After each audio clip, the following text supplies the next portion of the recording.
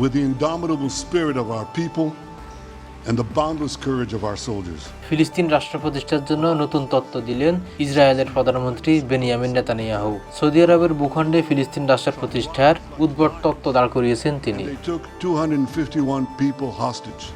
ফিলিস্তিনিদের প্রস্তাবিত গাজা, পশ্চিম তীর ও জেরুজালেম নিয়ে ফিলিস্তিনিদের রাষ্ট্র প্রতিষ্ঠার দাবিকে ঔদ্ধত্যের সঙ্গে প্রত্যাখ্যান করেছেন ইসরায়েলের উগ্রবাদী এই প্রধানমন্ত্রী।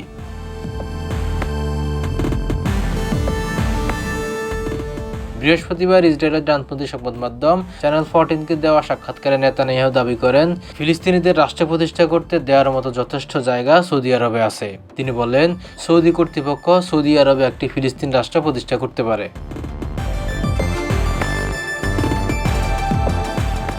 ইসরায়েলের সঙ্গে সম্পর্ক স্বাভাবিক করার ক্ষেত্রে স্বাধীন ফিলিস্তিন রাষ্ট্র প্রতিষ্ঠার শর্ত দিয়েছে সৌদি আরব। সেই প্রসঙ্গে জানতে চাওয়া হলে নেতানিয়াহু বলেন, ইসরায়েল রাষ্ট্রকে বিপন্ন করবে এমন কোনো চুক্তি করবেন না তিনি।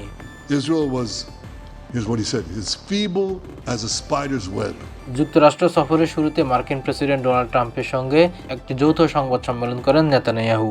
ওই সংবাদ সম্মেলনে গাজা উপত্যকার নিয়ন্ত্রণ নিতে ট্রাম্প তার পরিকল্পনা ঘোষণা করেন। Cherished alliance between our two countries will, I want to salute the Israeli people for meeting this trial with courage and determination and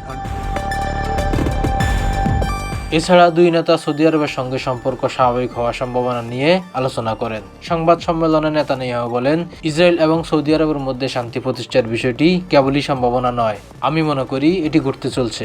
With the indomitable spirit of our people and the boundless courage of our soldiers. তবে ওই সংবাদ সম্মেলনের পরপরে Saudi পররাষ্ট্র মন্ত্রণালয় জানিয়েছে, তারা স্বাধীন ফিলিস্তিন রাষ্ট্র প্রতিষ্ঠা ছাড়া ইসরায়েলের সঙ্গে সম্পর্ক নিয়ে আলোচনা করবে না।